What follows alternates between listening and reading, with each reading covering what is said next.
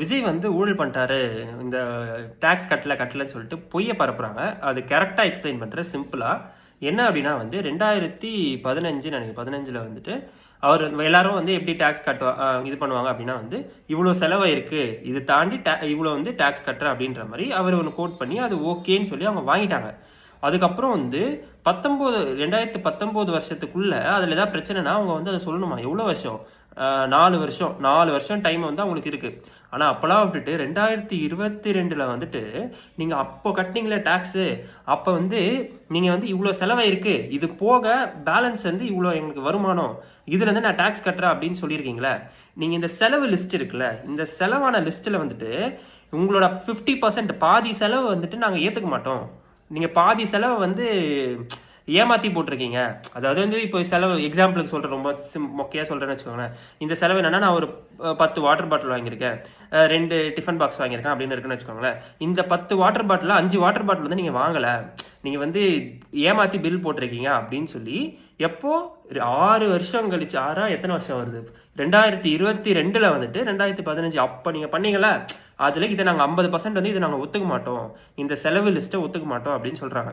இப்போ இதை ஒத்துக்க மாட்டோம் அப்படின்றதுனால இப்போ வந்து என்ன ஆகுது, இது வந்து எக்ஸ்ட்ரா இன்கமா வருது இந்த 50% கரெக்டா. அப்போ நீ வாட்டர் பாட்டில் வாங்கின காசை வந்துட்டு நீ வந்து ஏமாத்தி பில்லு போட்டிருக்க சம்திங், இது வந்து நீ வாட்டர் பாட்டில் வாங்கலையா அப்படின்னு சொல்றான். ஸோ இந்த எக்ஸ்ட்ரா மணி வந்துட்டு இப்போ இன்கம்ல ஆட் ஆகுது.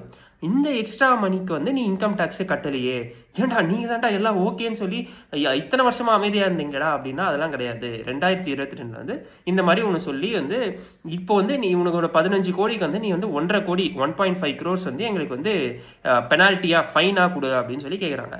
அப்படி சொன்னதுக்கு அப்புறம் விஜய் தான் வந்துட்டு போயிட்டு கேஸ் போடுறாரு, கோர்ட்ல போயிட்டு கேஸ் போடுறாரு இன்கம் டேக்ஸ் டிபார்ட்மெண்ட் மேல. இப்போ வந்து அந்த கேஸ் தான் இப்போ நடந்துட்டு இருக்கு. இதுல தான் இப்போ என்ன சொல்றாங்க அப்படின்னா, இல்ல ஒரு வருஷம் கழிச்சு அவங்க திடீர்னு வந்து கேட்டா கூட வந்து அதெல்லாம் கணக்குல வராது, நீங்க பெனால்ட்டி கட்டி தான் ஆகணும் அப்படின்னு சொல்லி ஃபைனல் தீர்ப்பு இல்லை, ஒன் ஆஃப் த அந்த ப்ராசஸ்ல ஒரு தீர்ப்பா வந்து சொல்லியிருக்காங்க.